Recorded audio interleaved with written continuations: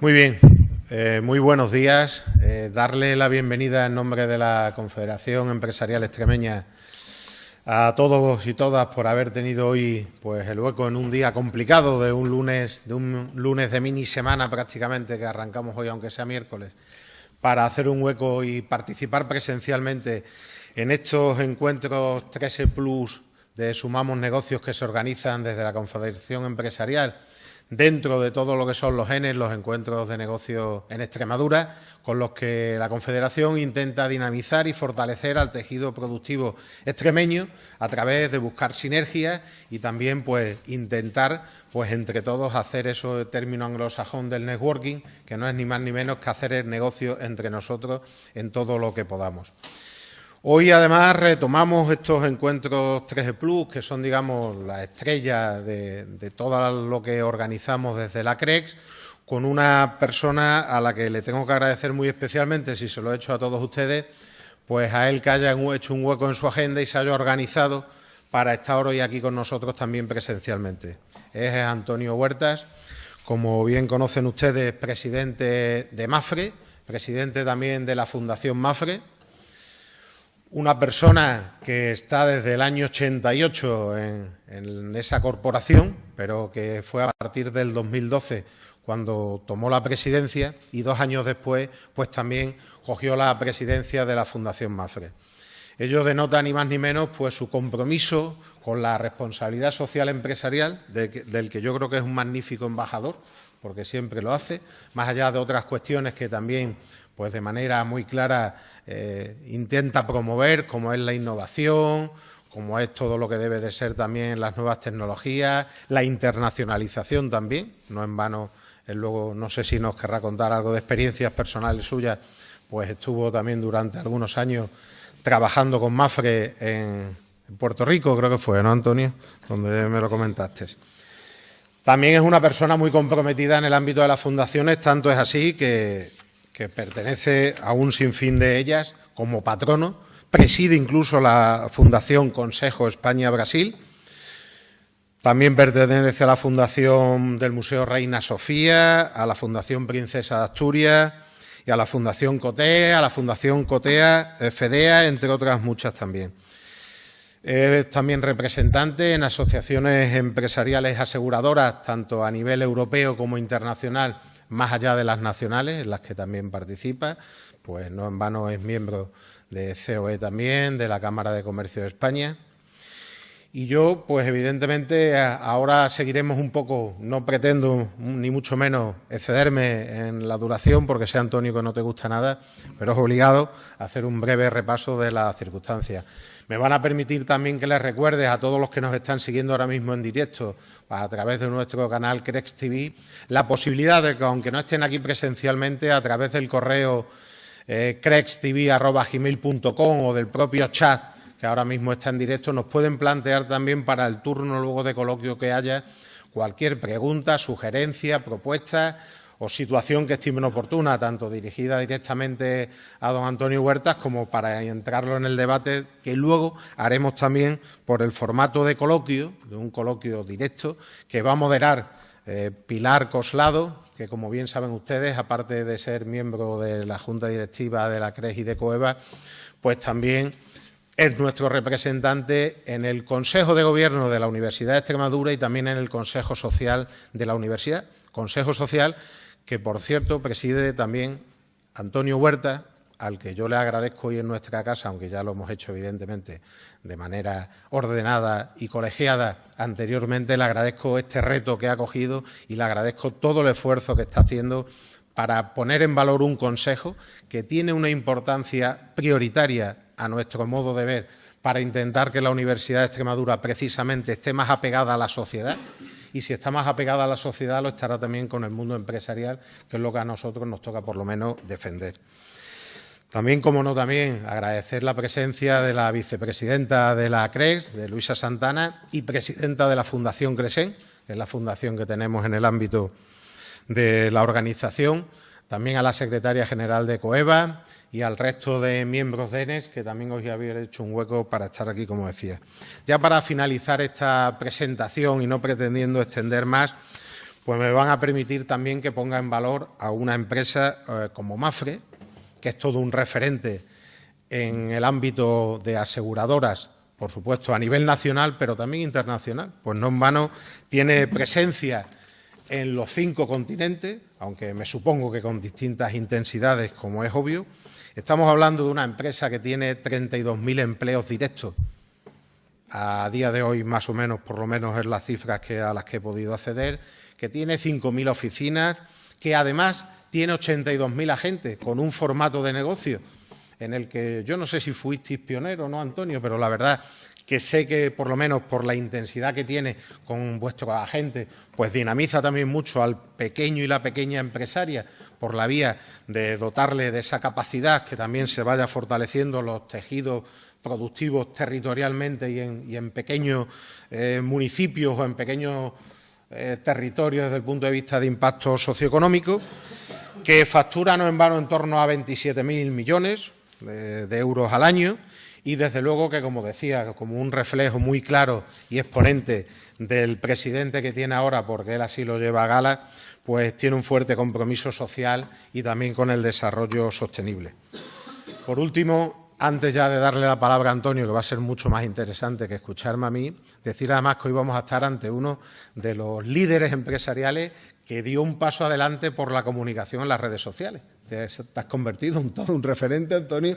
Yo recuerdo en las muchas horas que me pegué en este despacho de ahí arriba que tú conoces mío durante la pandemia con el confinamiento, que en algún momento que quería quitarme o evadirme un poco de tantísimas llamadas, tampoco cuestión, visionaba tus vídeos, que te hacías también, no sé si desde tu domicilio o en el despacho donde los hacías y demás. Me los estuve viendo mucho en ese tema porque, bueno, eran unas situaciones un poco extrañas y, de hecho, nosotros también, pues yo me reflejé un poco en ti y hicimos el esfuerzo también de digitalizar a la Confederación. Hasta entonces bien sabíais que nosotros incluso hoy nos permite tener esta retransmisión en directo, porque fue la necesidad de ese confinamiento lo que nos hizo quizá dar unos pasos. De las pocas cosas positivas que ha traído quizá el maldito COVID fue esa. Por lo tanto, yo ahí también te reconozco ese éxito, Antonio, y ese afán tuyo de persona superactiva, por no decirte hiperactivo, que eso no me atrevo ni mucho menos de tildarte, pero en todo lo que es el mundo empresarial, y agradecerte, más allá de como extremeño, nacido en Villanueva de la Serena, obviamente, el compromiso que me consta que tienes con Extremadura. Nada más, y cuando quieras te escuchamos atentamente.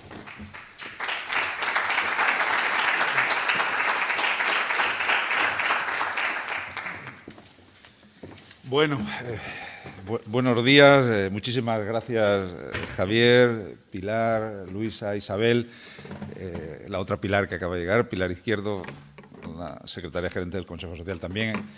Agradecer a COE, a CRES, a COEVA y a todas las asociaciones empresariales y empresarias y empresarios que trabajáis desde esta gran institución, ¿no?, para hacer posible, pues desde la defensa, ¿no?, de los intereses empresariales, el crecimiento económico fundamentalmente de nuestra tierra. Para mí es un placer estar hoy aquí. Cuando Javier me lo propuso, pues acepté de inmediato, ¿no? Y era otra excusa también para venir a mi tierra y estar con mis padres un día más, ¿no?, aprovechando este puente que acaba de pasar. Bueno, estamos en un momento. Yo voy a hablar de 3 cosas muy sencillas, directas, con algunos mensajes claves, para que luego, pues, en el coloquio, lo que queráis preguntar, pues podamos hablar algo más. Uno es cómo vemos la situación económica en general, cómo la veo yo, y no ya solo de Extremadura, que algún dato podemos dar, de España también, pero también del mundo, ¿no? Están pasando muchas cosas y yo creo que tenemos que elevarnos un poco a veces y reflexionar ya como ciudadanos del mundo de cómo nos puede estar afectando todo lo que está pasando, ¿no? Tenemos mucha información, tenemos muchas fuentes de contacto y que nos ayudan a entender un poco más el mundo. El segundo tema es hablaros un poco del papel del seguro y 4 cosas sobre Mapfre, pero fundamentalmente del seguro, ¿no? Yo siempre hablo en plural, ¿no?, de las bondades del seguro español y de la gran fortaleza que tiene. Y luego, en tercer lugar y por último, pues tengo que meter la cuña publicitaria en esta sede, ¿no?, de las empresas, hablar de la Alianza por Extremadura, del Consejo Social y, como bien decía Javier, de lo que estamos haciendo y de cómo pedimos todavía mucha más ayuda, ¿no?, porque estamos solo en ese primer momento incipiente y tenemos que hacer más cosas. Bueno, pues vamos a pensar que 10, 10 y 10 son los 30 minutos para luego dar paso a al coloquio que va a dirigir mi querida amiga Pilar, ¿no? Además, es un honor venir a esta sede prácticamente, ¿no?, reinaugurando, por decirlo de alguna manera, esta nueva etapa después del maldito COVID que lo interrumpió, como tantas otras cosas que nos interrumpió esta terrible enfermedad. Bueno, la situación del mundo está muy complicada, como es obvio, y solo basta abrir las páginas de los periódicos o manejarlos en el iPad o escuchar las noticias, ¿no? El mundo se ha vuelto muy complejo, muy volátil, muy incierto y, en cierta manera, aunque no se utiliza ese calificativo, muy adverso para todo. Todo es adverso. Todos son... Antes, cuando se hablaba de escenarios, pues siempre el escenario más complejo era el que menos probabilidad tenía de ocurrir. Y ahora, sin embargo, el escenario adverso, el más complejo, el más difícil, es el que más probabilidad está teniendo, ¿no? Nadie pensaba en una pandemia, nadie piensa en las grandes catástrofes naturales de la forma que están viniendo y están llegando. Nadie pensaba en crisis económicas prácticamente una detrás de otra y están llegando. Y nadie pensaba en una guerra en Europa y está llegando. Nadie pensaba que pudieran faltarnos elementos básicos para nuestra calidad de vida, como la energía, materiales básicos para poder fabricar bienes de consumo.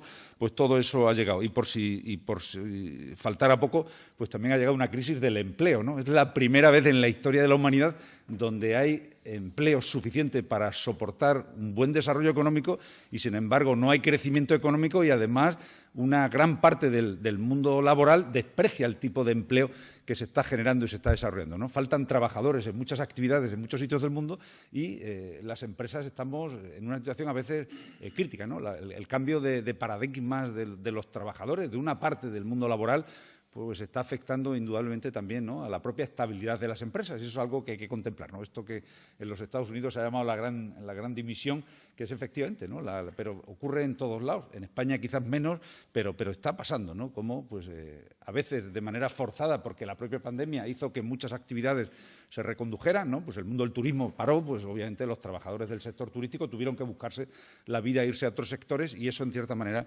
pues lo estamos pagando todavía en esta etapa ya de recuperación económica. Bueno, la situación, indudablemente, desde el punto de vista de crecimiento económico, como os decía, hace apenas unos meses, en enero, febrero, estábamos todos ilusionados pensando que ya por fin, una vez que las vacunas nos habían sacado del problema del COVID, que todo iba a ser positivo, que iban a venir unos años, se hablaba de los nuevos felices años 20, ¿no?, reproduciendo un poco lo que había pasado en el siglo anterior y que íbamos a entrar en una etapa pues de crecimiento, de desarrollo, de creación de empleo y de una oportunidad enorme de recuperar el terreno perdido que la pandemia nos había dejado. Bueno, no hemos recuperado el terreno perdido de la pandemia. España, además, está en el vagón de cola. Vamos a tardar, ¿no? El propio Banco de España dice que probablemente hasta el primero o segundo trimestre del año 24 no recuperemos los niveles de PIB que teníamos antes del 19 y posiblemente pueda ser más. Nadie sabe en estos momentos. Las expectativas económicas se han enfriado sustancialmente. Es decir, todos los analistas están indicando que en España, en Europa y en el mundo, pues los datos de crecimiento que se estaban dando, de creación de empleo, pues no son reales, no pueden sostenerse. Indudablemente, cada trimestre se están restando dentro de esas proyecciones pues décimas, si no puntos, de esa potencial recuperación, ¿no? Y en el caso nuestro, como país, que este año vamos a crecer en torno al 4,4%, el año que viene un parón completo. Es decir, se está hablando de como máximo el 0,9, el 1%, y con Europa en una potencial recesión que dependerá también de la gravedad de la crisis energética que tengamos en el invierno. Estados Unidos ya está en la recesión. Yo hablo de una recesión que también se llama así desde el punto de vista de los que entienden o de los analistas económicos, una recesión técnica, ¿no? Y en cierta manera tiene sentido. Es decir, primero hay un shock de oferta. Es decir, no hay productos suficientes, no se pueden producir, y luego hay un shock de demanda, ¿no? Entonces, cuando se combinan los dos, además, con una política monetaria expansiva que hemos tenido durante todos estos años, donde había liquidez por todos lados, donde había dinero barato para todo, donde podíamos financiar cualquier cosa, pues después del resacón, y perdonadme la expresión, de la pandemia, pues es normal que después venga la euforia. Nos recuperamos y empezamos a gastar, a consumir, salimos a la calle y queremos pues tener de todo. Queremos salir más socio, queremos tener más tiempo libre, queremos comprar más cosas, queremos acceder. Entonces, eso, teniendo dinero, teniendo liquidez, pues obviamente a un coste muy bajo, porque los tipos de interés estaban y siguen todavía en cierta manera bajos, ahora podemos comentar más sobre eso, pues ha producido una explosión, ¿no?, de consumo que en cierta manera no ha tenido la manera de casarse, ¿no? No había productos suficientes porque no se podían producir ni se podían transportar. Y con eso, pues esa falta de acoplamiento entre la oferta y la demanda, pues ha traído la inflación. No hay otra razón. Es decir, exceso de interés o de ganas, ¿no?, de aprovechar las circunstancias económicas, empresas y ciudadanos, y luego, por otro lado, pues la falta de materias primas y la dificultad en su accesibilidad, pues ha traído la inflación. Unos hablan que la inflación es por la oferta y otros por la demanda, y otros hablan que es por ambas cosas. Entonces, ¿cómo se combate una situación de inflación en esas circunstancias? Bueno, pues los libros lo dicen, ¿no? Cuando es un tema de demanda, hay que enfriar esa demanda, hay que bajar esa demanda pues subiendo los precios de las cosas, es decir, subiendo el precio del dinero fundamentalmente, subiendo los tipos de interés que hacen que la gente se lo vaya a pensar mucho a la hora de comprar tanto, gastar tanto, endeudarse tanto, que es lo que están buscando los bancos centrales. Y en esa situación pues es la que estamos ahora, ¿no?, donde hay unanimidad prácticamente en los bancos centrales mundiales de que hay que enfriar la inflación subiendo los tipos de interés. La velocidad es diferente, los Estados Unidos van muy rápido y ya están acercándose al 4%, en Europa estamos al 2% con la última subida y es previsible, más que previsible, es completamente seguro que Europa va a seguir subiendo los tipos de interés. ¿Eso es bueno o es malo? Bueno, lo que no era bueno, sin duda, es una situación de tipos de interés cero o incluso negativo durante tantos años. Eso no es sano, en cierta manera ha ayudado mucho a la creación de empleo y al desarrollo económico, porque las empresas hemos podido endeudarnos, ¿no?, aquellas que han querido más a un coste razonable, pero ahora se nos vuelve el cambio de ciclo. ¿Vamos a poder pagar esa deuda como país o como empresa o como ciudadanos? ¿Vamos a poder continuar con esas políticas expansivas de gasto? Pues no, seguramente no.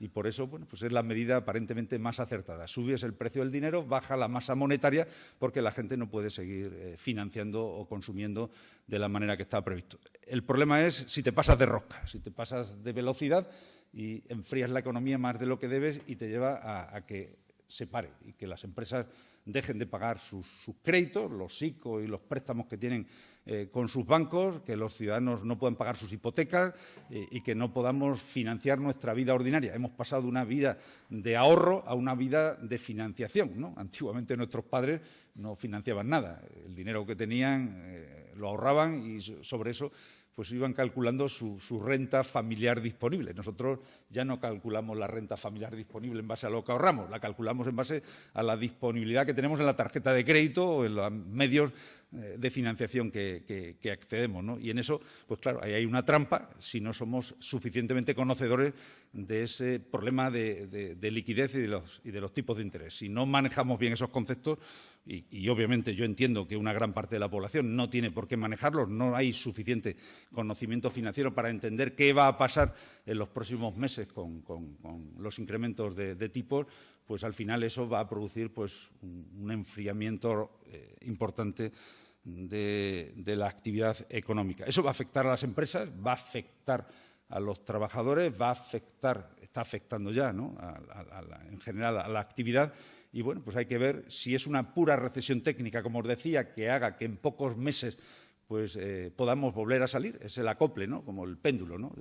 En un momento dado estamos en un exceso en un extremo y al soltar el péndulo se va el exceso al otro y al final vuelve a ubicarse en el término medio, o si el péndulo no se estabiliza y lo que hacemos es alargar una situación complicada para todos, ¿no? A mí me gustaría pensar, y yo soy optimista, de que esto va a ser una situación temporal corta porque tenemos capacidades suficientes dentro de la Unión Europea para gestionar y controlar esto. Es cierto, y en esto, precisamente ahora en estos días, mañana tenemos una reunión con él, el gobernador del Banco Central alemán, el Bundesbank, está en España y está tratando de entender qué está pasando también, ¿no?, en el sur de Europa con esta situación, porque ellos están muy preocupados, los alemanes. Desde el Banco Central Europeo tienen muy claro que hay que enfriar esto, cueste lo que cueste. Y si hay que subir los tipos al 4 o al 5, lo van a subir.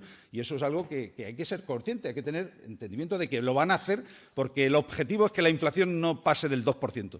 Y van a usar toda la artillería que se pueda para hacerlo posible. Está, como os decía, la otra parte crítica de si eso va a ser adecuado o no, porque realmente los precios no han subido por el exceso de demanda, sino que dicen muchos que los precios han subido por la falta de oferta, porque no hay material. Y es cierto, ¿no? El otro día estaba en Alemania con nuestros compañeros de vértibulos en Europa, ¿no? Si eso les pasa a ellos, hay que unirle el tema de la, que nos puede estar pasando de la energía, ¿no?, de la crisis energética. Obviamente, la desgraciada guerra, la invasión de Ucrania, pues es parte importante de todo esto, ¿no? Pero ya había otras razones importantes, ¿no? La transición energética, desgraciadamente, no se está haciendo bien, ¿no? El esfuerzo que los gobiernos y el Gobierno español nos pide a todos para hacer esta transición, pues es inasumible bajo criterios económicos claros. No es fácil hacer esa transición trasladando toda la carga al ciudadano, y además con un sistema de cálculo de precios obsoleto, que hace que al final pues las economías más modestas sean las que tengan que soportar gran parte de ese incremento de costes, ¿no? Porque muchos otros pues probablemente podamos asumir esos incrementos de precios. No nos gustará, pero tenemos capacidad para hacerlo. Pero la economía familiar más modesta es la que se ve más impactada. Si a esto le unimos, además, que se nos amenaza por todos lados, ¿no?, con reformas fiscales que suenan más, ¿no?, al perro ladrador que trata de intimidarte, ¿no?, en el sentido de que hay que hacer que todavía aquí carguemos más con las necesidades sociales que son reales y que existen, y que en cierta manera las crisis pues producen mayores capas de vulnerabilidad en la sociedad española. Si a eso no le unimos o no lo acompañamos de un programa de ajuste estructural del gasto público, y solo vamos a unas políticas expansivas que hay que financiar con impuestos y con impuestos nuevos, pues estamos entrando en un terreno realmente peligroso para la economía española, ¿no? Siempre se nos habla de que la presión fiscal en España es baja. Indudablemente, la presión fiscal es la carga fiscal que hay sobre la totalidad de la población. Cuando comparamos con otras economías europeas, efectivamente, España puede tener 4 o 5 puntos. En los últimos 10 años, la presión fiscal en España ha duplicado, el incremento de la presión fiscal ha duplicado el incremento de la presión fiscal en Europa. Es decir, que ha crecido 2,5 puntos, en España ha crecido 5 puntos en 10 años. Pero es que el dato no es la presión fiscal. Es cierto que estamos por debajo, pero es que el esfuerzo fiscal de España es uno de los más altos. Per cápita es uno de los más altos de Europa. El esfuerzo fiscal significa que hay que sacar a todos aquellos que no pagan impuestos, o bien porque ganan muy poco y están dentro de los mínimos exentos, o bien porque no pagan porque están en la economía B, que es también una parte muy importante de nuestro mundo. Cuando sacamos todo eso, la presión, el esfuerzo fiscal que hacemos los españoles que pagamos impuestos es uno de los más elevados de Europa. Y encima queremos o estamos planteando cargas impositivas, impuestos que vienen a tapar o a tasar o a imponer nuevos cargos impositivos para situaciones económicas que ya han tributado en el pasado por otras circunstancias, ¿no? Y ya sabéis que me estoy refiriendo principalmente, pero no únicamente, a esos nuevos impuestos sobre la riqueza patrimonial, como llaman, acumulada de los ricos de este país, ¿no? Pero bueno, eso es para otro momento. En definitiva, una situación económica compleja en un momento donde, si no gestionamos bien el timón, el barco no va a tener rumbo, podemos tener dificultades, y que hay que clarificar mucho cuál es el guía o el objetivo hacia el que queremos acercarnos. Yo creo que desde el punto de vista de lo que significan, ¿no?, las directrices de la Unión Europea en cuanto a estabilidad presupuestaria, a manejar bien el déficit, a tratar de que la inflación esté controlada y a proteger los elementos estructurales o básicos de cada una de las economías europeas, la situación es muy adecuada, pero luego en la aplicabilidad de cada país, cuando se tienen criterios absolutamente diferentes dentro de un mismo gobierno y además pues con planteamientos ideológicos que van más allá de los criterios puramente técnicos, pues estamos entrando en un terreno mucho más complicado. España va a tener más dificultades si no clarifica un poco más su modelo económico y fiscal para los próximos años. ¿Qué os voy a contar a vosotros, empresarios, ¿no? que estáis todos los días peleando y trabajando por poder generar ingresos suficientes para pagar vuestra financiación, vuestras pólizas de crédito, vuestros instrumentos, que tenéis que pagar unas nóminas y garantizar, ¿no?, la continuidad de los puestos de trabajo, que tenéis que atender adecuadamente con instalaciones adecuadas, ¿no?, y con estocajes suficientes para atender a vuestros clientes y a vuestros distribuidores. Bueno, pues que el mundo no nos lo están poniendo fácil y que, desde luego, pues tenemos que mantener la calma y tratar entre todos de aportar en positivo. ¿Qué aporta el sector asegurador? Bueno, pues ya lo decía antes Javier, ¿no? Somos una empresa internacional, muy internacionalizada, la gran empresa internacional española de seguros en el mundo, que vemos todas las situaciones a la vez, ¿no? Y lo mismo vamos con el traje de verano que con el traje de invierno, porque nos puede estar haciendo calor o frío al mismo tiempo según la parte del mundo del que estemos hablando. Y cuando hablo de eso no hablo precisamente del clima, hablo también de la situación política, económica y social, ¿no?, donde nos encontramos pues variedad de frentes todos al mismo tiempo y que hacen cada vez más difícil entender, ¿no?, esa complejidad de la sociedad donde operamos. Lo que sí tenemos claro es una cosa: donde no crece el seguro no hay riqueza, no hay crecimiento económico, no hay prosperidad y, por lo tanto, hay mayor vulnerabilidad, mayor corrupción, mayor posibilidad de inestabilidad política y, desde luego, pues falta de desarrollo de las clases medias, que al final son las que dan pues sustento a la economía de un país. Y el seguro es fundamental para eso.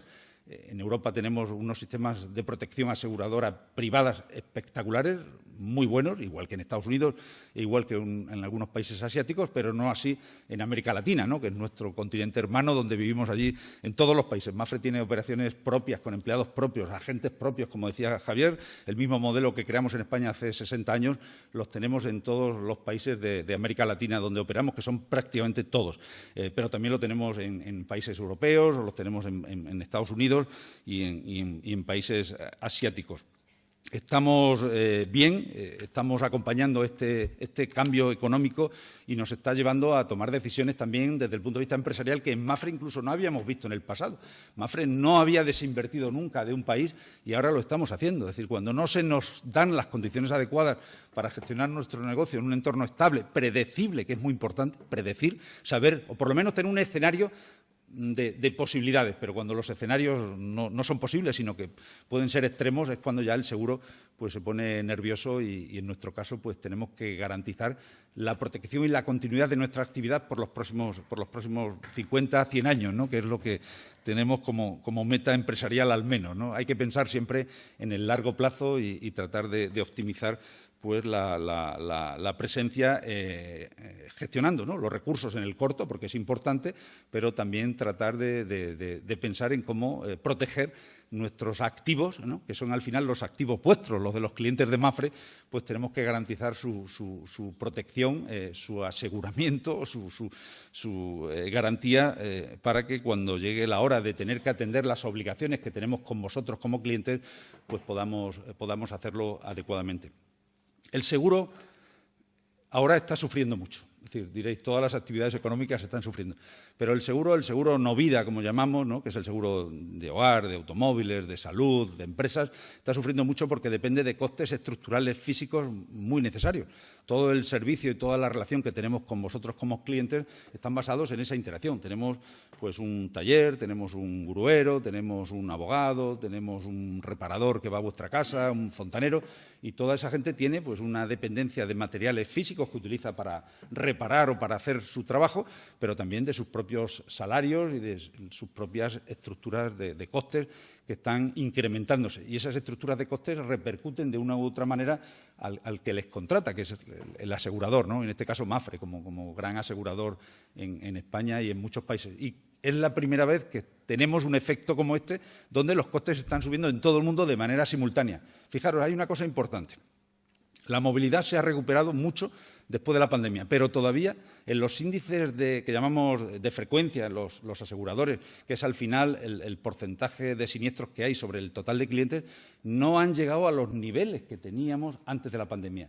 parece que conducimos peor ahora, estamos más alocados, la gente va más rápido, es cierto. El otro día el fiscal de Seguridad Vial de Sala de Madrid me decía que ellos están observando un incremento de los lesionados graves. En nuestro caso, como tenemos una base de datos magnífica porque estamos viendo, ¿no?, cómo va evolucionando eso, no está pasando todavía tanto eso, es decir, tenemos niveles de frecuencia un poquito menores a los que había también en Brasil y también en Estados Unidos, que son los 3 grandes mercados de automóviles de Mapfre, están muy parejos. No hay ese nivel de frecuencia, pero sí de costes. Los costes están subiendo. Entonces, al final, esto es una multiplicación, ¿no? El número de siniestros por el coste, aunque no te suba el número de siniestros, si te sube el coste, pues la prima que os cobramos, es decir, el precio del seguro que os cobramos hace unos meses, o a veces que hay pólizas multianuales hace 2 años, fueron calculadas bajo bases técnicas que no son las que se están dando ahora, que no contemplaban estas inflaciones, con lo cual pues estamos en el lenguaje asegurador, lo que se dice, cobrando prima insuficiente. Es decir, la prima que os hemos cobrado como clientes ahora no es suficiente para pagar los siniestros. Claro, eso no es cliente a cliente, con lo cual podéis estar tranquilos porque la masa de la prima de Mapfre es completamente suficiente para atender las obligaciones, y lo que tenemos que ir haciendo es pues moviendo un poco la aguja. Sé que no es fácil y sé que no os gusta cuando uno es cliente que le digan que le van a subir el precio del seguro, pero tiene que ser así. Poco a poco hay que ir haciendo ajustes graduales para que podamos compensar un poco esa situación de los incrementos de costes. Dicho eso, la situación de Mapfre, el jueves presentábamos resultados, es francamente positiva. La diversificación de Mapfre nos ayuda muchísimo, es decir, el estar con compañías de seguros en 27 países a la vez, el tener vida y no vida, el tener salud y tener autos y tener hogar y tener empresas y tener todo eso hace que no todo puede ir bien o mal a la vez. Siempre va a haber, ¿no?, la famosa regla de tercios. Un tercio va mal por dificultades X, las que sean, pueden ser a veces pues catastróficas o económicas o las que sea. Un tercio del negocio va en los niveles aceptables o dentro de los presupuestos, y siempre un tercio de manera excelente, ¿no? Pues esa combinación también aplica en nuestra actividad y eso hace que compensemos, que diversifiquemos y que podamos pues aprovechar las bondades de esa diversificación. Una compañía de seguros, que hay en España varias, que solo se dedican a un ramo como el de automóvil, pues si automóvil va mal, pues están fastidiados. O si se dedican a decesos, pues si decesos va mal, pues están fastidiados. Cuando trabajas en todos los ramos a la vez y además en tantos mercados a la vez, pues hace que es al final la esencia del seguro, ¿no?, que es la compensación por esa diversificación. Y eso hace pues que los clientes pues podáis pagar primas asumibles, dentro de que siempre nos gusta pagar un poco menos, con el mejor servicio que podáis tener, ¿no? Y en eso os animo porque la calidad del servicio de las compañías de seguros de España en general es buena, la solvencia en general de las compañías grandes es buena y además el rigor del seguro español es muy elevado. Mapfre no tiene en estos momentos, como dicen el dicho, piedras que nos dificulten en el zapato. No tenemos una situación buena, tenemos los niveles de solvencia más altos de nuestra historia, atendiendo a los parámetros internacionales de la normativa europea.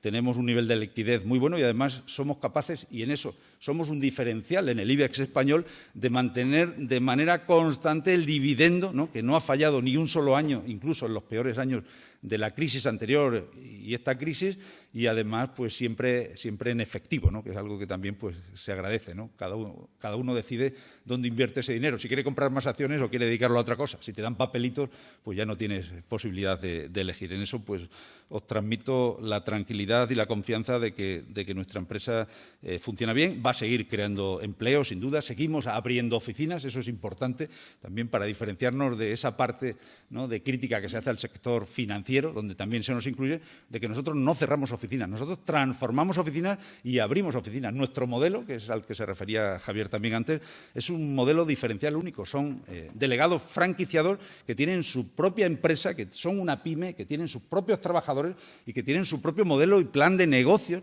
que desarrollan de manera alineada con los intereses de la empresa, pero que son capaces, esos más de 3.000 delegados que tenemos en España y otros miles en muchos países del mundo, son capaces de ser pues tan ambiciosos como quieran y de poder desarrollar su empresa tanto como quieran, ¿no?, porque son los dueños, son los gestores y son los verdaderos empresarios aseguradores, ¿no? Claro, trabajar bajo el paraguas de una empresa como Mapfre, pues ayuda, porque el alineamiento, las capacidades, ¿no?, los productos, el servicio, que combinamos tanto el presencial del delegado, de la gente de Mapfre, con el componente técnico que le da Mapfre, ¿no?, al servicio, pues es realmente impresionante. Y eso nos hace crecer. Es cierto, ¿no?, que tenemos cierta desventaja con el mundo financiero.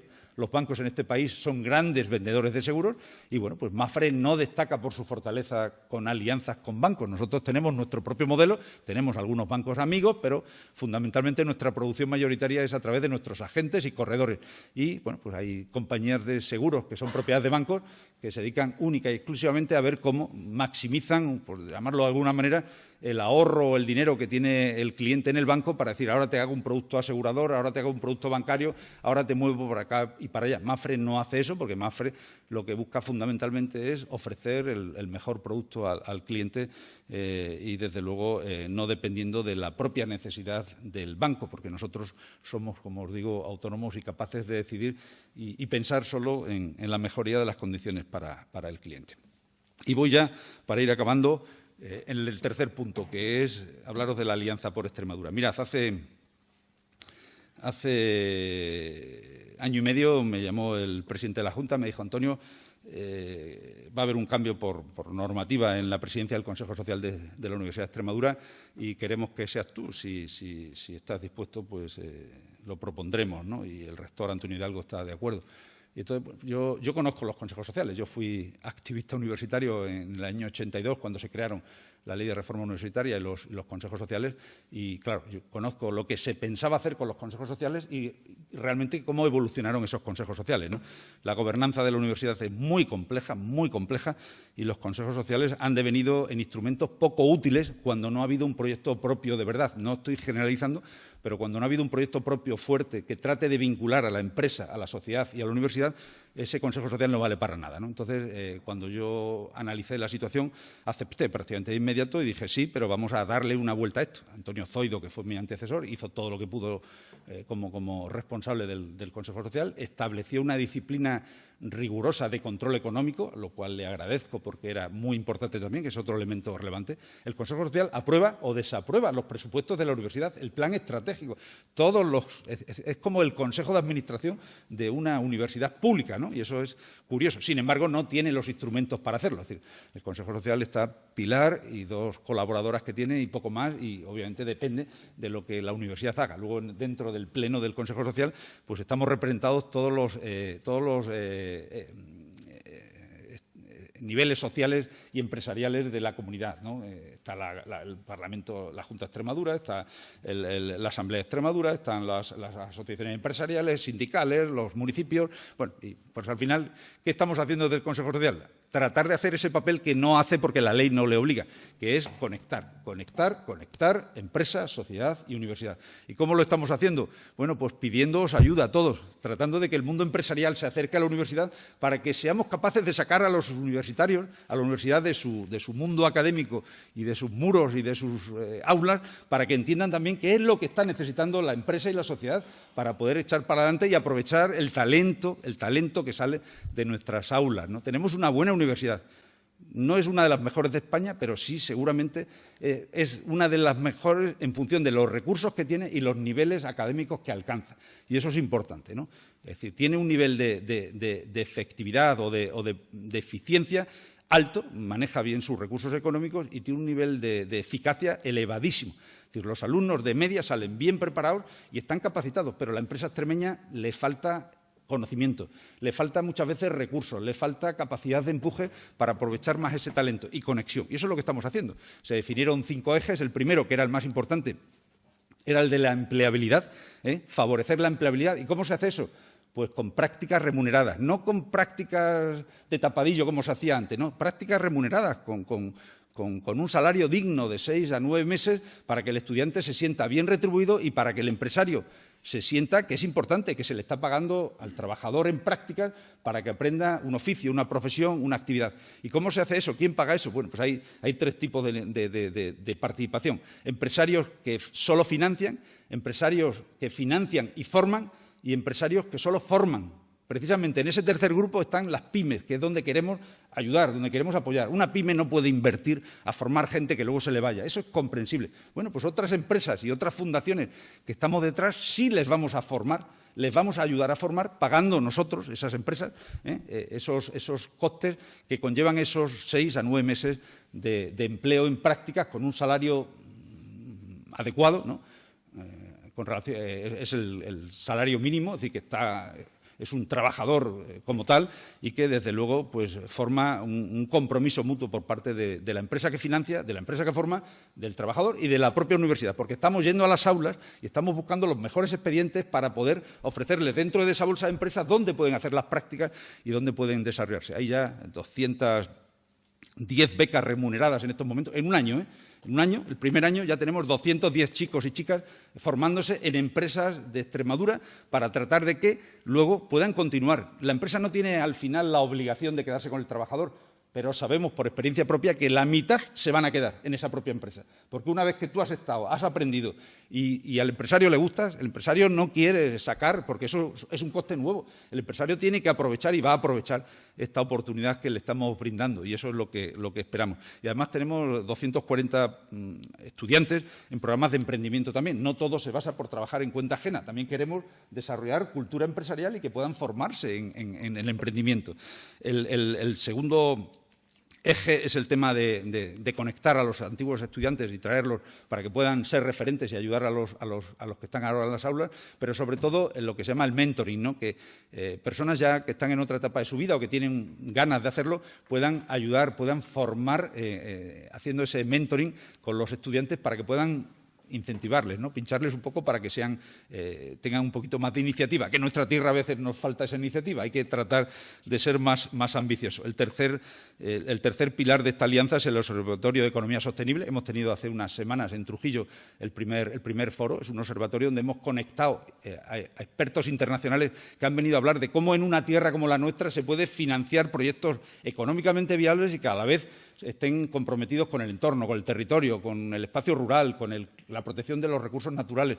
Bueno, pues la verdad es que fue un éxito. El cuarto pilar es comunicar, informar a los chicos y chicas de Extremadura, desde que están en los institutos y en la universidad, en qué se basa el éxito de la gente, porque hay empresas que tienen éxito, porque hay personas que son capaces de ser buenos empresarios y no solo ganar dinero, sino crear empleo, que es importantísimo, por supuesto, pero también tener compromiso social. Y están contando en pequeñas cápsulas, que lo hace el diario Hoy y lo tiene en su página web, en pequeñas cápsulas por qué, también en el mundo académico, también en el mundo profesional, no solo empresarial, por qué tienen éxito y por qué en un momento de su vida, cuando tenían 20, 25, 30, 50 años, decidieron hacer algo que les cambió su vida, ¿no? Pues eso tenemos ya 24 cápsulas grabadas y son maravillosas. Os pido que las busquéis porque realmente son importantes. Y luego el programa de comunicación general, que es fundamental, ¿no? Tenemos que difundir más el emprendimiento en nuestra tierra. Tenemos que sacar a los chicos de las manías de querer trabajar en la Junta, los ayuntamientos, las diputaciones. Hay que trabajar en el mundo privado. Hay que fortalecer el convencimiento de que la economía solo tira para adelante si hay emprendimiento privado. El sector público está para lo que está, pero no puede ser el pilar de la construcción o del desarrollo económico de una tierra. Si lo es, pues realmente seguiremos siendo siempre pues una tierra que estará en el vagón de cola del crecimiento económico. Daros un dato. Extremadura tiene un dato asegurador que va en relación con lo que os decía antes. Tiene el segundo peor puesto en el ranking de primas de seguro por habitante en España. El segundo peor. Es decir, cuando se paga poco en seguros hay poca actividad económica. Hay menor actividad económica. La prima media en España está en 1.308 euros y en Extremadura se pagan 806 euros por persona.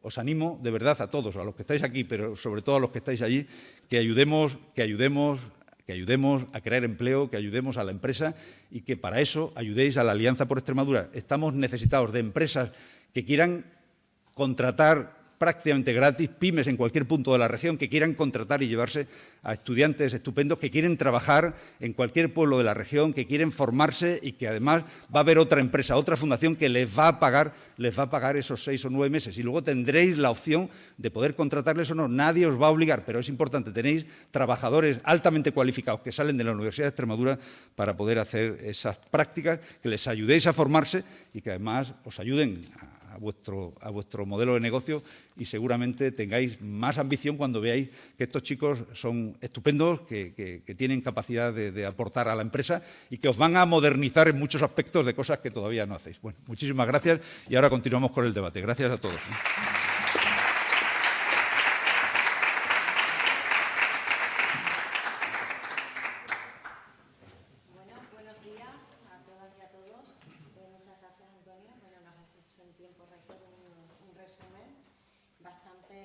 Y bueno, interesante porque en la parte económica, en la situación económica, a mí me alegra verte optimista y bueno, creyendo que tenemos en Europa pues los mecanismos suficientes como para afrontar esta situación y que mejore, ¿no? En el ámbito de los seguros, bueno, pues ver que también al final, como bien decías, afecta a todos los sectores, también el sector del seguro se ve afectado, pero bueno, quizá una empresa como Mapfre tiene más capacidad a lo mejor que una pyme extremeña a la hora de afrontar la situación. Y luego, en la parte de la Alianza de Extremadura es Futuro, que como participante activa dentro del Consejo Social, bueno, pues tengo que refrendar todo lo que has dicho. Que sí es verdad que es un honor representar a la CREX ahí en el Consejo Social de la Universidad y es verdad que en este año y medio, bueno, pues ha sido una revolución, ¿no? Desde tu incorporación al Consejo Social, en 2 o 3 meses teníamos ya un proyecto encima de la mesa, cómo ese proyecto se ha llevado a cabo y cómo es verdad que están esas 210 personas ya realizando sus prácticas en empresas extremeñas. A mí, y por empezar por aquí, por el final, voy a abrir yo el debate, pero a mí me gustaría que, por ahí vais a tener un micro, que seáis vosotros los que le preguntéis, aprovechéis que hoy está Antonio aquí y le preguntéis. Pero mi pregunta es, ¿qué balance haces tú?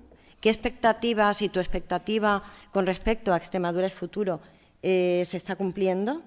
Y si esperabas que el tejido empresarial extremeño iba a responder de esta manera ante un proyecto que, bueno, pues desconocido porque nunca lo habíamos hecho así con la universidad, de mano a mano. Muchas gracias, Pilar, por tus reflexiones y por tu apoyo, ¿no? Porque, como tú bien dices, eres parte, pero no eres solo parte, eres pieza trascendente o persona trascendente dentro del apoyo que la CREX está dando al proyecto, ¿no? Pilar participa, hay una comisión de becas y participa activamente en la concesión. Esos 210 estudiantes que están haciendo prácticas han pasado por sus manos, como el resto de miembros del comité, para tratar de que además la adjudicación sea meritocrática, ¿no? Que no sea un mero apaño de aquí a estos que se apuntan, sino que realmente responda a criterios tanto de excelencia académica como de cualificación o de aptitud, ¿no? Aptitud con P por parte de los chicos y chicas para poder optar a esas posiciones, ¿no? Hay una metodología que se desarrolla conjuntamente con la FUS, con la Fundación Universidad Sociedad, que es un instrumento mixto público-privado, ¿no? que es de la universidad, pero que también está muy relacionado con el Consejo Social para poder hacer factible todo eso. Sobre las expectativas, mira, para mí era todo un reto porque, claro, yo soy extremeño, me fui con 18 años de Extremadura, regresé con apenas 32 o 33, estuve aquí otros 3 años trabajando y me volví a ir ya casi de manera definitiva, ¿no? Primero a América, que estuve 7 años en Puerto Rico, como bien decía Javier, y luego ya pues en otras responsabilidades en mi grupo a nivel nacional e internacional. Y entonces no conocía a las personas, conozco mi tierra, vengo mucho, mi familia está aquí, pero no conocía realmente pues quién es quién, ¿no? Las personas claves. Yo dije, tengo que hablar con los empresarios. Bueno, pues al primero que llamé fue a Javier y a Pedro de la CREX para empezar a hablar. A continuación, pues ya otros empresarios, ¿no? Empecé a moverme, ¿no? Para tratar de entender y bueno, que me hicieran llegar sus inputs. Y luego entrevisté a todos y cada uno de los miembros del Consejo Social, todos. Y quiero agradecer el apoyo unánime que todos, ¿no? empresariado, asociaciones sindicales, la propia representación estudiantil, que está muy activa y que está siendo, además, colaboradora en proponer y aportar valor a estos debates, ¿no? Por supuesto, el equipo gerencial de la universidad. Entonces, era un reto porque, efectivamente, en pocos meses fuimos capaces de dibujar, con las aportaciones de todo ese plan estratégico, perdonadme la falsa modestia, porque es realmente un plan estratégico y había que estar orgulloso de que era el primero que teníamos, pero las expectativas eran muy altas, ¿no? ¿Y dónde vamos a mover esto? Claro, había que mover fichas, ¿no? Yo tengo la ventaja, ¿no? Que eso es una ventaja que seguramente ayuda, ¿no? Y es que cuando tienes una empresa detrás que actúa de elemento ancla, pues eso sirve de referente, ¿no? Ya a muchos otros ya les cuesta decir que no cuando ven que una empresa como Mapfre y una fundación como Fundación Mapfre están en condiciones que no solo hablamos, que no solo hacemos proselitismo, sino que además actuamos y queremos dar ejemplo y ser los primeros, ¿no? Entonces dijimos, oye, las primeras 50 becas las pone Fundación Mapfre, punto. Entonces ya es más fácil conseguir 200 cuando ya has puesto 50 por delante. Cuando vas a ver a un empresario ya no tiene tantas excusas para decir que, oye, no estoy pidiendo 50, 2, 3, 1, 10, las que quieras. Y las puertas se abrieron en todos lados, prácticamente todos de una manera o de otra. Por supuesto, la CREF, digo, no tenemos este tipo de recursos, pero tenemos otro. Para empezar, pues cediendo que hoy podamos estar hablando de la alianza y teniendo la colaboración amplia y generosa que tenemos, ¿no? Pero en general, yo creo que sí, yo creo que se han cubierto las expectativas. Todavía tenemos alguna frustración, ¿verdad, Pilar? Pero forma parte, ¿no?, ese proceso. Antonio Hidalgo, todavía rector de la universidad, siempre dice, es que me lleváis siempre, ¿no?, con la soga al cuello por la rapidez con la que veis. Claro, es que el mundo privado es así, tenemos que decidir, tenemos que actuar y tenemos que poner las cosas en marcha cuanto antes, ¿no? Y entonces desde el mundo de la universidad pues están acostumbrados al ritmo, ¿no?, pausado, de que todo se mide por ciclos académicos y todo es diferente. Pero tenemos que agradecerles la colaboración, han sido extremadamente generosos abriéndonos las puertas de todo. Prácticamente todas las propuestas las han apoyado, algunas no han podido salir todavía, la más frágil o la más débil es la de alumni, antiguos alumnos y el propio programa de mentoring, que esta mañana hemos tenido una reunión, Pilar y yo, con otras personas y hemos podido apuntalar o ver cuáles son las razones por las que no se ha desarrollado, y ahora va a haber un cambio en el equipo rectoral y aprovecharemos pues ese cambio como una oportunidad para que la nueva vicerrectora que se encarga de empleo y estudiantes pues pueda apoyar un poco más esto. En lo demás, muy satisfechos y, por supuesto, pues Pilar, que lleva con nosotros desde principios de año nada más, es decir, que no ha vivido toda la historia corta del Consejo Social y, sin embargo, pues está liderando esto de manera magistral. Así que muy contentos. Muy bien, me alegro mucho, sí, es verdad, Pilar. Son dos pilares. Es que somos dos pilares las que estamos en el Consejo Pilar. Tengo dos pilares en el Consejo Social muy potentes. Bueno, a ver, ¿alguna pregunta tenéis por ahí? Hola, buenos días, Antonio. Julián Casa, de Grupo ROS. Como yo tengo una beca vuestra, pues decir que yo estoy encantado. La pregunta, que creo que sí va a continuar el proyecto el año que viene. Y la tercera es de qué manera os podemos ayudar los empresarios que estamos aquí. Pues, Julián, en primer lugar agradecerte, porque tú también fuiste de los primeros que dijiste, oye, yo lo que haya que hacer dentro de la dimensión de mi empresa y mis capacidades, y te he tenido siempre al lado y te lo agradezco. Sí, precisamente esta mañana en esta reunión que hemos hecho de seguimiento de la alianza, que pondremos en el Consejo Social, en el pleno que vamos a tener este viernes, hemos recordado que el plan estratégico es para 3 años y que hemos pedido a los empresarios un compromiso para ese plan estratégico a 3 años, independientemente de que si alguno no quiere quiere en el segundo año salirse por razones propias de su actividad o por circunstancias que le afectan, puede hacerlo en cualquier momento, y de igual manera quien no haya entrado en la fase inicial puede incorporarse en cualquier momento. Entonces la idea es que hemos pasado el primero y que el segundo y el tercero van a continuar y reevaluaremos la alianza al cabo de esos 3 años, ¿no? En lo que nos podéis ayudar, yo creo, fíjate, ahora lo que detectamos es que necesitamos llegar más al tejido pyme rural de nuestra tierra. Y tenemos recursos, porque las 2 diputaciones nos están facilitando unos recursos para crear, para formar a chicos y a chicas que quieran, y eso es importante, tienen que irse a vivir a los pueblos, no vale vivir en Badajoz y luego querer ir a Real Duque a hacer las cosas. No, hay que vivir en Real Duque o en Guareña o en donde sea, ¿no? Para poder estar en la empresa y poder conocer y ver cómo se mueve. Entonces, necesitamos que la pyme, que no usa redes sociales, que está poco digitalizada todavía, que tiene cierto miedo a crecer contratando gente, ¿no? Y esto es fácil. Mi experiencia profesional con pymes, las pymes que tienen claro su modelo de negocio y que contratan independientemente, que contratan de manera prudente, pero que contratan, que añaden algún trabajador más para empezar a abrir una nueva actividad, les funciona bien. Si tú esperas a tener tu negocio ahogado, a contratar gente, el servicio va a fallar y las capacidades de ser reconocido por tus clientes van a ser peores, ¿no? Por eso animamos a que las pymes puedan incorporarse, y para eso necesitamos a todos. Tú eres un experto en comunicación, así que asesóranos también y dinos cómo llegamos a esas, qué instituciones organizamos, qué redes, para poder llegar a las pymes, por supuesto a la CREES, por supuesto a otras instituciones, para poder difundir todo esto, para que puedan incorporarse. Tenemos más becas disponibles y no tenemos bolsas, no tenemos empleos suficientes. Suena esto difícil en Extremadura, ¿no? Y tampoco alumnos. Pues no, bueno, alumnos hay que buscarlos, están ahí, lo que pasa es que no les ha llegado bien tampoco el mensaje, es verdad. Hay que patearse las aulas y hay que conseguir el compromiso de los decanatos y de todo el mundo para que se apunten y empujarles. Tenemos un compromiso además con la discapacidad que desgraciadamente no hemos podido cumplir, porque no aparecen los estudiantes con discapacidad, no aparecen, y están, pero no tienen la misma proactividad para decir yo estoy capacitado para apuntarme a un programa de esto, ¿no? Y tenemos que buscarlos porque había una cuota reservada para que estas becas se dieran a estudiantes con discapacidad. Y el empresario no tiene que tener miedo a un estudiante con discapacidad que está formado y que necesita apoyarle y darle. Va a tener un empleado mucho más leal probablemente y mucho más comprometido con los objetivos de la empresa que generalmente con otros. Son positivos. Por ahí que tenemos a nuestro grupo de ENEX, que son todo empresas extremeñas. ¿Algunos tenéis Marga. alguna?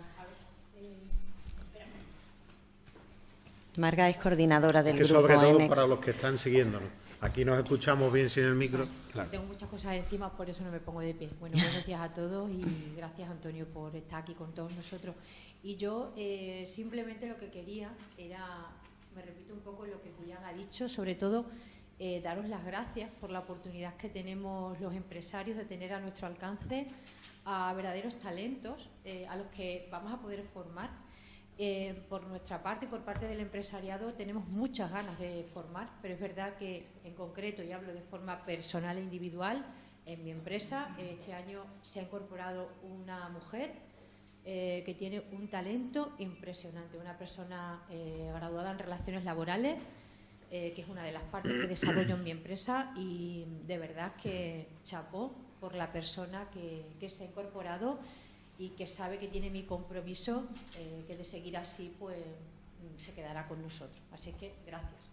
Me alegro mucho, muchísimas gracias por ese testimonio personal, ¿no? Porque es eso, efectivamente, ¿no? Tú tienes la potestad de decidir si continúa o no, pero lo normal es que decidas que continúe porque necesitas a esa mujer y estás viendo de primera mano cómo se va adaptando y cómo realmente pues aprende y te es útil, ¿no? Y te da valor, que al final es lo que buscamos con un nuevo trabajador, ¿no? Hay que perderle miedo a la contratación, pero hay que apoyar al empresario para que pueda hacerlo de manera segura. Y en España no ha sido fácil la falta de flexibilidad en la contratación laboral.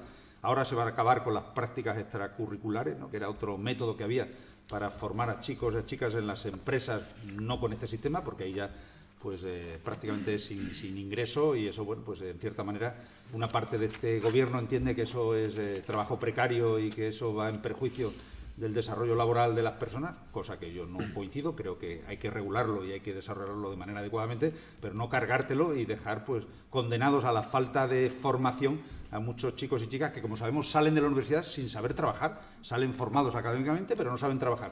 Precisamente con este programa estamos estableciendo ese puente donde son mucho más que prácticas extracurriculares, son prácticas remuneradas, con condiciones dignas, con un programa de selección exigente y con un programa de seguimiento. También hacemos seguimiento al empresario, porque no hay que creer que todos los empresarios vayan a hacerlo bien formando a los chicos. Se cometen errores y a veces también falta de práctica para dirigir esa formación, y hay que ayudarles y hay que orientarles, y también, por supuesto, detectar si las hubiera pues alguna mala práctica en ese sentido, ¿no? Que esto se trata de hacerlo bien, con dignidad y desde luego con plena responsabilidad para que todos, ¿no? La empresa donante que está financiando eso, la universidad, el Consejo Social, la empresa que está formando y el propio trabajador se sientan seguros de que esto se hace en un ambiente de plena confianza y de aprovechamiento mutuo para que todos ganemos, ¿no? Muy bien. Bueno, pues cambiando de tema, nos vamos a la internacionalización, entendiendo, y basado en tu experiencia, ¿no? Una empresa que nace como una aseguradora, bueno, principalmente para asegurar a trabajadores de explotaciones agrarias, y que va creciendo y que nosotros en Extremadura estamos acostumbrados a sacar producto fuera, pero producto tangible, ¿no? Y sobre todo en el sector agroalimentario. Entonces, ¿cómo podemos exportar un servicio? ¿Cómo podemos identificar dónde realmente puede eso funcionar? Porque, bueno, antes tú has mencionado que estáis en multitud de países y de continentes y, bueno, parece ser, ¿no?, si no tengo mal entendido, que el continente asiático se atraganta un poco, ¿no? ¿Qué es lo que debemos conocer principalmente a la hora de exportar un servicio?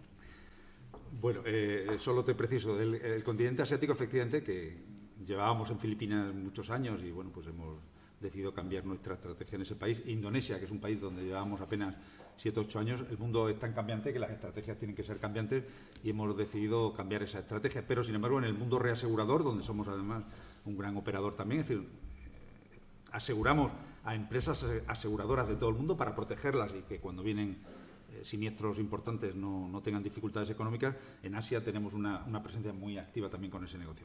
Sobre la internacionalización, Pilar, efectivamente, ¿no?, para nosotros fue clave. Mapfre comenzó a internacionalizarse como un deber propio, no como un mandato de un gobierno o de unas circunstancias. Mapfre empezó a principios de los 80, así que mucho antes de que la mayor parte de las empresas españolas lo intentaran, y hemos ido por delante, ¿no? Hemos estado en todos los mercados aprendiendo, siendo humildes y tratando de asimilarnos al entorno local, que es importante, ¿no? Esto de españoles por el mundo, no. Somos brasileños en Brasil, somos mexicanos en México o somos guatemaltecos en Guatemala.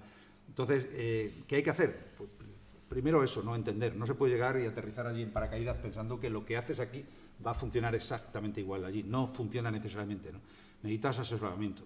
Mapfre, y en esto de verdad que lo digo de manera abierta y transparente, Mapfre está dispuesta a asesorar a cualquier empresario extremeño y español que quiera ir a América a hacer negocio. Es decir, tenemos allí oficinas, tenemos gente preparada, conocemos todos los sectores empresariales y podemos ayudarle incluso en los propios trámites. De hecho, estamos trabajando con un concepto simple, pero que espero que no tarde mucho, que es el pasaporte empresarial, ¿no? De manera que un cliente de Mapfre en España pueda simplemente con ese pasaporte presentarse a una oficina de Mapfre en Paraguay y que le atiendan de una manera diferente para que digan, mira, ayúdenme a hacer esto. Desde prestarle un teléfono para hacer gestiones, una mesa de trabajo, o presentarle a personas de su mismo sector que están trabajando o con temas reglamentarios, ¿no? Entonces, eso hay que conocerlo bien. Yo creo que se han dado grandes pasos, ¿no? A mí me agrada mucho encontrarme, más allá de los, perdonadme también la expresión, de los empresarios botejaras que se fueron hace muchos años a los países que están allí, pero que ya no son españoles y que bueno, que han desarrollado afortunadamente con mucho éxito su modelo, ¿no? Los gallegos estos que emigraban, que nos llaman a todos gallegos, que es tremendo, ¿no? Los ejemplos empresariales que hay. En los últimos 20 años, quizás en los últimos 10, ha habido mucha gente que ha arriesgado y ha triunfado, le ha ido bien. El producto español es de calidad, el producto español tiene marca reputada y el español está preparado, es decir, ya sea desde el punto de vista académico, si tiene estudios, pero más allá de eso, por su propia experiencia, el profesional español es un profesional altamente cualificado y que puede competir en buenas condiciones. Hay que creérselo, hay que salir. De aquí nos fuimos hace 500 años a descubrir esos países. No hay que tenerle miedo. Habrá daños colaterales como es obvio, pero hay que salir, hay que ir allá, hay que conocer, hay que preguntar y hay que analizar y entender qué está pasando en los mercados y querer exportar, hay que exportar, hay que salir, es importante. Convencimiento, yo creo que es lo más importante. Convencimiento, esa actitud para luego usar, ¿no?, los recursos que las propias administraciones públicas tienen allí, las cámaras de comercio de cada país que tienen sus recursos, las empresas españolas que estamos dispuestos a apoyar y, por supuesto, también pues, los contactos, y en eso es fundamental, ¿no? El networking es también importantísimo para ayudar a establecer ese tejido de relaciones que te ayuden a tener éxito en una actividad. Fijaros, Mapfre, os pongo el ejemplo, Mapfre se fue a América no a vender seguros primeramente, nosotros fuimos a vender libros aseguradores, porque faltaban en español, no había libros, toda la bibliografía aseguradora importante era en inglés, y entonces no se habían traducido. Y Mapfre comenzó a traducir al castellano esos libros y creamos una editorial, la editorial Mapfre, y nuestros técnicos iban a visitar a compañías de cada país ofreciéndoles los libros. Y ahí ya conocías al director técnico, conocías al director comercial, y a partir, oye, y tal, ¿y por qué no? ¿De dónde eres? De Mapfre, ¿por qué no empezamos a hacer cosas juntos y tal? Pero la entrada no era el seguro, era vender un libro de seguro. Habilidad curiosa. Qué bien. Bueno, a ver, ¿alguna pregunta por ahí? No sé. Yo si me permitís, Óscar, ¿querías? Sí, por favor. No, tú. Nada, Antonio, buenos días y gracias por querer acompañarnos hoy. Me vas a permitir que te haga dos preguntas que no tienen nada que ver una con la otra. La primera es puramente de efecto profesional. Bueno, yo soy Óscar, soy socio fundador de una agencia de comunicación integral que se llama Bitácora. Y mi pregunta es, Mapfre como marca.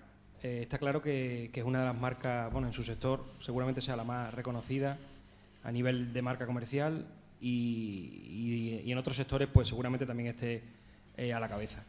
¿Cuáles son las máximas como marca de Mapfre para llegar a tanta gente y efectivamente tener el peso que tiene como marca, como producto, como entidad?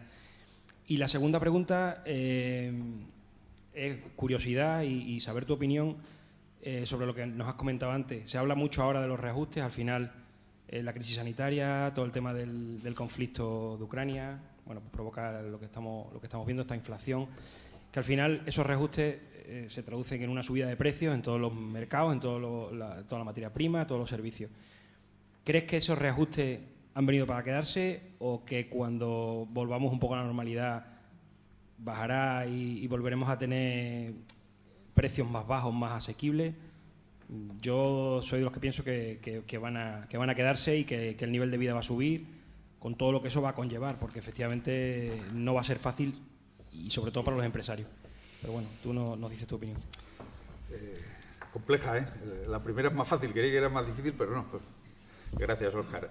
A ver, la marca Mapfre, efectivamente, que es un nombre extraño, es un acrónimo, no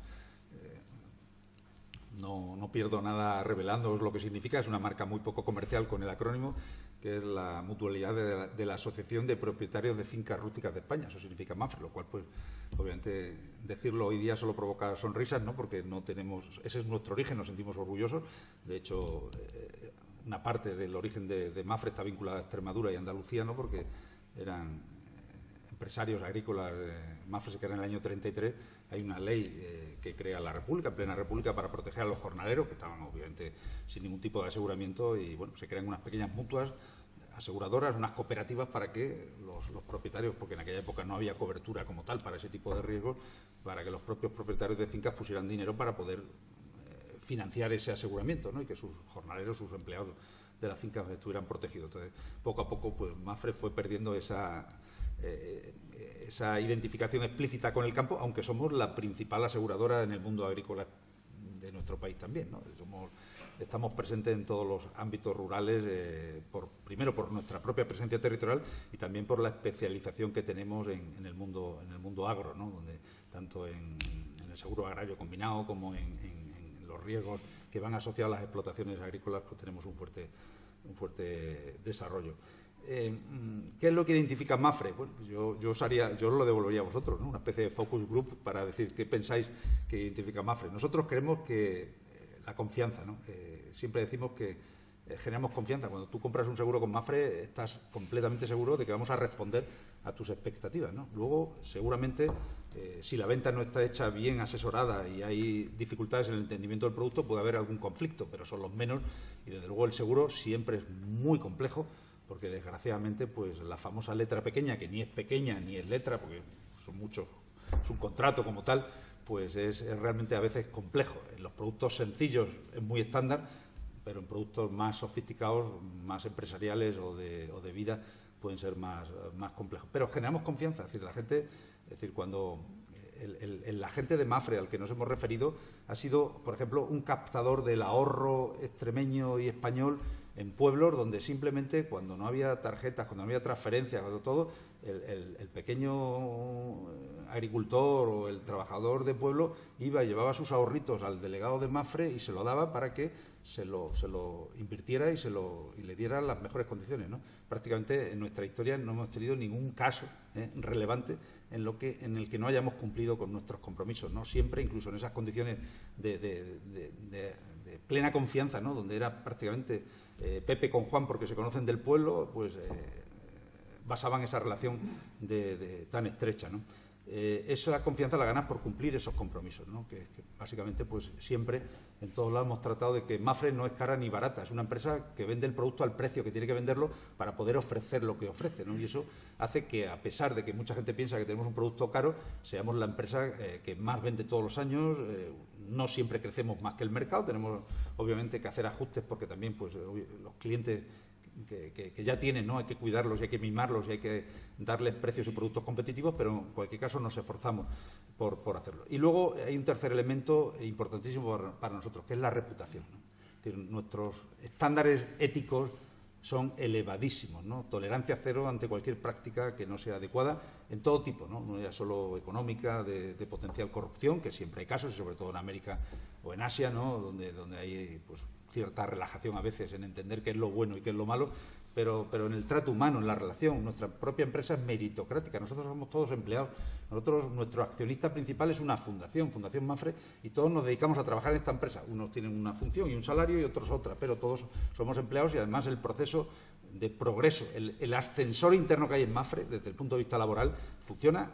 Yo entré como becario en Mapfre, saliendo de Villanueva la Serena, y sin prácticamente ningún otro apoyo que mi propia formación en la escuela pública, en el instituto público y en la universidad pública, que es lo que hice en mi vida, y entré a trabajar en Mapfre como becario, como muchos de mis compañeros que están aquí y muchos otros en el mundo, ¿no? Entonces, esa reputación viene ganada porque los profesionales de Mapfre son íntegros, son éticos, son comprometidos, y la propia empresa fomenta y favorece ese compromiso con el entorno, ¿no? Y se nos conoce porque estamos siempre detrás de muchísimas causas sociales, de apoyo al empleo, de apoyo a los más vulnerables, de formación en temas como seguridad vial, prevención de accidentes, protección de personas, protección de mayores, de niños. Todo eso cala en el tejido y lo que es importantísimo es que hemos sido capaces de trasladar eso a todos los países, o en general a casi todos, donde estamos, ¿no? Entonces, el sentido de pertenencia del trabajador o de la gente de Mapfre es brutal.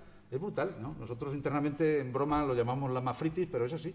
Es una sensación que ninguna otra empresa tiene la conciencia de tenerlo como lo tiene Mapfre, y además nos lo reconocen. Cuando hablan media hora con alguien de Mapfre, que sois diferentes, ¿no?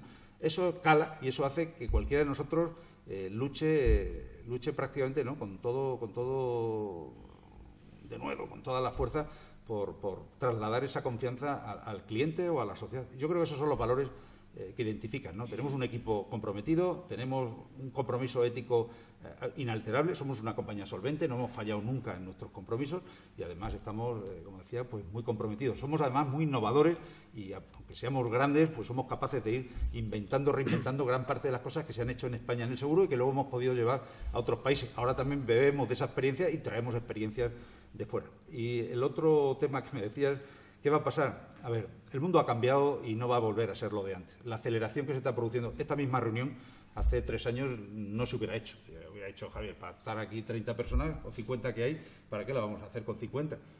Tendremos 500 por ahí detrás conectados, ¿no? Para empezar, eso ya ha cambiado. Estamos todos dispuestos a relacionarnos de manera diferente, a adquirir los productos de manera diferente, a trabajar de manera diferente. Hoy día, contratar a una persona joven, ya la primera pregunta es ¿cuántos días voy a trabajar desde casa o fuera de la oficina, ¿no? Todo eso ya son cuestionamientos que nos tienen que hacer de manera abierta el tener respuestas. Seguramente habrá empresas que quieran aceptar y otras que no, pero todos tenemos que ir buscando el espacio donde nos queremos ubicar, porque todo el entorno, para el cliente, para el trabajador, para el distribuidor y para la propia empresa está cambiando. Entonces, ¿qué vamos a volver hacia atrás?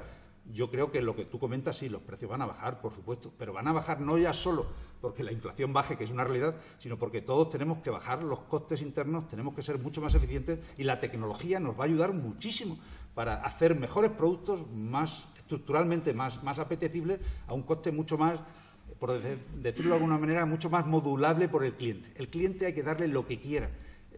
han pasado ya los tiempos donde empaquetábamos y tratábamos, ya que te llevas esto, tienes que llevar esto. No, mira, es que a mí eso no me hace falta. Yo quiero específicamente esto y además no lo quiero por un año, lo quiero por 28 días y además lo quiero de esta manera y lo quiero... Bueno, esa apertura, eso va a hacer que los productos vayan a ser y los servicios mucho más asequibles, con lo cual yo creo que además vamos a retroalimentar una cadena de servicios y también de empleo, ¿no? Que a veces se piensa que todos estos procesos de transformación van a generar más precariedad. Yo creo que si lo hacemos bien, no, al revés, va a incrementar mucho más el valor de las personas y las empresas que quieran o que sean capaces de aportar, de innovar, de establecer procesos diferentes. El empresario que no se modernice, que siga con su cajón, está condenado a que cuando alcance la edad cierre y se vaya y no tenga continuidad. El que quiera tener continuidad generacional, ya sea con sus propios trabajadores o con su familia, con sus descendientes, tiene que apostar por cambiar bases importantes dentro de la manera de gestionar el negocio y, por supuesto, competir en precio, pero competir en servicio y en diferenciación con los demás. Y si no, va a haber alguien que desde un pueblecito de Albacete, de nada, por Internet va a hacerlo mejor que tú y te va a sacar del mercado. Eso ya está pasando, ¿no? Sí. O desde aquí. Exacto. Bueno, muy bien. Nos quedan para un par de preguntas más, creo, Javier. Yo es que me veo la obligación de trasladar, Pilar, las que nos están trasladando las personas que nos están siguiendo del otro lado también, que no quisiera que piensen que los obviamos, ni mucho menos. Muchas han sido concurrentes y han surgido aquí, sobre todo, y yo creo que han quedado perfectamente claras, pero hay dos cuestiones que no se han tocado y que me veo en la obligación, Antonio, de trasladarte. Algunas se piensan que, no sé si por vocación también de la época en que Mapfre, al menos como marca, tuvo entidad financiera, te trasladan. Lo que sí tenéis, evidentemente, es experiencia en la gestión de los ahorros remunerados y asegurados, que bien has dicho tú, que sigue siendo un producto de estrella, yo creo, en la entidad. Pero como has tocado el tema de los ICO, nos hacen más que una pregunta o una reflexión, pero que quieren que tú opines, que te mojes. Y es que dicen que la visión que tenemos las pequeñas empresas y los autónomos es que los bancos no quieren renovar el ICO porque nos quieren llevar a los productos suyos para cobrarnos el 4%, que parece ser que es lo que ya están instalando los intereses a precio de mercado hoy en día, sobre todo para las pequeñas empresas. Y luego otra cuestión también que yo creo que es interesante, aunque ya estemos un poco fuera de tiempo, que nos plantean también y va en la misma línea. Quieren que seas un poco más elocuente en cuanto has cuestionado la transición energética que se está preparando en este país. Sobre todo me dicen, con buen criterio, que tú además, que según he presentado yo, pues eres un defensor de la sostenibilidad y de la transición tecnológica y también sostenible. Pero en ese sentido, como has comentado que no estabas de acuerdo, ¿qué crees tú que se está haciendo mal o qué crees tú que habría que hacer de otra manera? Comentaban también el tema de los coches eléctricos, pero yo creo que eso ya se nos va un poco del tema de cómo veis vosotros ese tema de que hay que terminar con el coche de combustión y el eléctrico y todo ese tema. Pero bueno, yo creo que fundamentalmente es esto lo que he podido resumir de lo que las personas que están al otro lado de la pantalla querían trasladarte. Muchísimas gracias, Javier. Sobre el primer tema, bueno, pues como has dicho, que es una reflexión, ¿no?, de cuál es el interés de un banco hoy día, ¿no?, si fomentar los ICOs o fomentar sus propios productos. Yo no voy a entrar, ¿no?, en las políticas comerciales de las entidades, ni siquiera conozco también cuál es la estrategia, ¿no?, del desarrollo de la financiación semipública a través de los ICOs, ¿no? En cualquier caso, es un instrumento muy válido que ha ayudado y que en momentos de dureza de los mercados pues ha flexibilizado y ha inyectado recursos al sistema empresarial para favorecer pues la apuesta, ¿no?, aquellos empresarios que querían seguir financiando la adquisición de bienes y equipos, ¿no?, de producción. Entonces, yo no creo que un banco en sí mismo, de manera general, de instrucciones para que deje de comercializar los ICOs para llevarse el producto propio privado. Es cierto que tienen que vivir, ¿no?, del producto privado y tienen que desarrollarlo, pero que en cualquier caso o se hace un análisis del cliente, como hacemos todos, se segmenta y se le ofrece en función de sus características el producto más propio, más adecuado para ese cliente. Y respecto a la transición energética, no, en absoluto quiero que nadie me vea como un negacionista, sino todo lo contrario. Lo que he criticado es el modelo acelerado y homogéneo de transición que a veces se nos pretende implantar cuando hay especificidades que hay que contemplar, ¿no? Yo, además, lo veo desde un ámbito global y cuando me dicen pues que en Paraguay no aseguremos una papelera porque contamina, ¿no?, cuando tienen las mayores reservas de montes de la biosfera con Brasil, o cuando se nos dice que no aseguremos una planta de explotación de petróleo en Brasil, o cuando se nos dice pues cosas como estas, pues es que yo no estoy de acuerdo con esa transición energética. Es decir, a cada pueblo y en cada entorno hay que ayudarle para que esa transición se haga adecuada a sus características, forzar el cierre de sectores productivos sin más, porque tenemos el capricho desde despachos de torres bonitas en ciudades estupendas, olvidándonos de lo que significa eso para el campo, para el monte, para el mundo rural. Pues no se puede. Es decir, el otro día yo estaba en una reunión y me explicaban la composición del consumo, de la producción y consumo energético de varios países, y todos pensamos que Alemania, que es un país muy avanzado, donde los verdes han participado en muchos gobiernos y ahora están en el gobierno y han desarrollado políticas públicas en favor del ecologismo muy loable, Alemania es el país europeo que más está contaminando en estos momentos en Europa.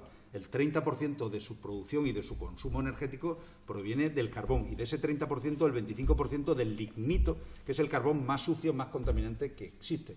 Y no pasa nada. ¿Por qué? Porque Alemania cerró las nucleares, se equivocó, está en una fase ahora donde necesita producir energía y va a hacerlo a la velocidad que Alemania decida. Por eso digo que cada país tiene que decidir cuál es la velocidad adecuada. Por el tema de los coches se cometió el error de demonizar al vehículo diésel, y hemos hundido la producción y la venta incluso de vehículos usados de diésel, porque fue una imprudencia lanzar ese comentario cuando no había ninguna base para justificar que en el año 2025 o 2030 se fueran a acabar la comercialización de esos vehículos. Por eso, transición energética, por supuesto, comprometidos con la protección del medio ambiente, y más un asegurador que depende mucho de que el clima no cambie tan bruscamente, pero creo que porque nos lo merecemos como seres humanos el tener un entorno agradable, pero también hay que pensar con la gente que vive en los entornos rurales o más alejados y que dependen de muchas fuentes de energía o de medios de vida que a veces no pueden acompañar esa transición a la velocidad que en ciertos PowerPoints se diseñan,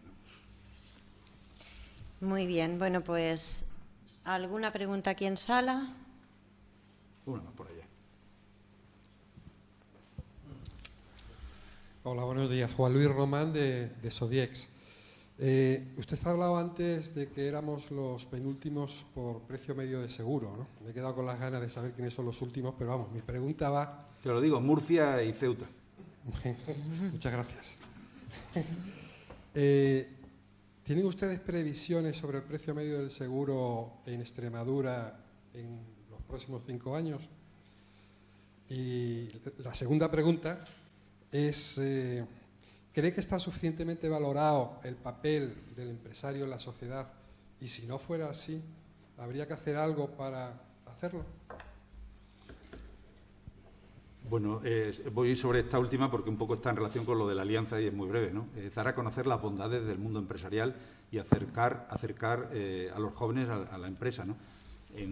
Ya se empieza a hacer en España en algunos sectores educativos, pero en Alemania, y perdonadme que ponga como ejemplo Alemania, tenemos allí una buena compañía, tenemos la segunda compañía digital de seguros digitales de automóviles más importante en Alemania, ¿no? Tenemos un proyecto allí muy, muy bonito, y entonces vivimos muy de cerca la realidad. En Alemania los chicos, antes de ir a la universidad, pasan un trimestre yendo a empresas privadas a trabajar. Es decir, en el instituto tienen como una asignatura el acercarles al mundo empresarial, ¿no? Y eso forma parte en la escuela pública también, no en la privada, que aquí a veces se hace, y es importante, ¿no? Yo creo que hay que mostrar las bondades del sector privado, lo he dicho.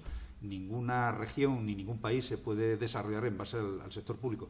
En el último trimestre se han creado en España 75.000 puestos de trabajo.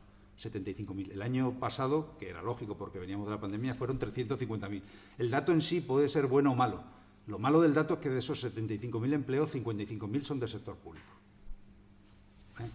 Así no se puede crecer. Hay que favorecer la iniciativa privada, pero para eso hay que ayudar al mundo empresarial y hay que demostrar, y yo creo que en eso pues el proselitismo lo tenemos que hacer todos, de que el mundo empresarial privado es honesto, es legítimo, y que el ganar dinero es un buen ejemplo de desarrollo personal y de contribución a tu sociedad.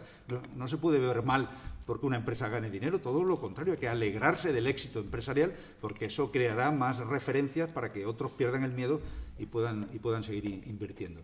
En cuanto al precio del seguro, mira, el seguro Nosotros no tenemos, a diferencia del resto, de la mayoría de los sectores empresariales, nosotros no tenemos un coste de unidad de producto porque nosotros no fabricamos nada. Nosotros lo que vendemos es un papel que no es el coste del producto en sí, sino que refleja a lo que nos comprometemos cuando ocurra un percance, un accidente, un siniestro.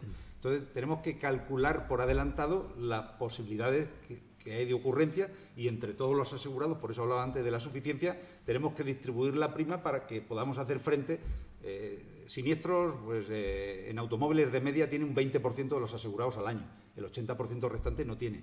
Y al año siguiente ese 80 baja un 70, porque de los que quedaron sin siniestro el año anterior, pues un 10% ya los tienen. Pero de los que lo tuvieron el año anterior, al año siguiente no lo tienen. Entonces tenemos que ir distribuyendo esa carga, por llamarlo de alguna manera, entre toda la masa de asegurados para poder hacer viable y factible ese principio fundamental en el seguro, que es la solidaridad y la subsidiariedad. Entre todos tenemos que pagar eso, a diferencia de la seguridad social, donde ahora estamos pagando los activos a los jubilados de antes. Aquí no, aquí los activos, los asegurados, estamos pagando los siniestros de ahora. ¿Qué pasa? Que si hay elementos diferentes dentro de ese cálculo, como es la inflación, son los costes, pues es normal que te equivoques, porque las bases sobre las que se calcularon esas tarifas no están basadas en una potencial siniestralidad, inflación. Se calcula sobre la inflación estimada previsible. Y hace 6 meses o hace 10 meses nadie estimaba que íbamos a tener inflaciones. Ha cerrado septiembre la Unión Europea el récord histórico, 10,7. Afortunadamente España ha bajado. Estamos Francia y España en los niveles más bajos de la Unión Europea, pero la Unión Europea está en el 10,7. Alemania en el 11% de inflación. Eso hace muy difícil el establecer predicciones de hacia dónde van a ir los precios. Estamos y defendemos lo que dice el Banco de España de que no podemos contribuir a eso que se llama la inflación de segunda ronda. Es decir, que en la medida que todos empecemos a subir precios, todo eso ayuda a que efectivamente vengan inflaciones sobre inflaciones y estemos generando o sobreactuando en el problema. Tenemos que defender, por otro lado, que el empresario tiene que cubrir sus costes y tiene que tener su margen comercial, y eso le obligará a ser más exigente con el tema de los costes estructurales, y por eso pues la moderación salarial es importantísima, cosa que el Gobierno no está haciendo porque ha garantizado a los funcionarios pues un 9% en 3 años y además las pensiones públicas este año un 8,5% de subida. Es decir, predica que no hagamos lo que ellos sí están haciendo, ¿no? Entonces, bueno, pues yo creo que todo eso en la empresa hay que gestionarlo de una manera responsable, porque al final la empresa está yendo contra sus propios recursos, no contra los recursos del común, que son los que gestionan a veces pues los políticos, ¿no? Entonces, prudencia, hay que tener claro de que hay que actuar de una manera responsable y que habrá que subir precios donde haya que subirlos, Mafre los subirá donde haya que subirlos, pero también muchos otros clientes pagarán menos porque son o tienen un comportamiento siniestral. Los precios están personalizados cliente a cliente en función de sus propias características de vinculación y de experiencia, ¿no? en la propia empresa, ¿no? Muy bien, muchas gracias. Bueno, pues ya sí tenemos que terminar. Ahora pasaremos a tomar un desayuno networking donde podemos seguir trasladando consultas. No quería hacerlo sin daros las gracias a todos los que habéis venido hasta aquí, a los que estáis a través de la pantalla, y gracias a ti, Antonio, por hacer hueco en tu agenda, por estar hoy aquí acompañándonos. Gracias por asumir la responsabilidad de presidir el Consejo Social de la Universidad, porque creo que sí es algo positivo para Extremadura, y bueno, pues gracias por tu compromiso con esta tierra. Muchísimas gracias. Gracias a la que gracias.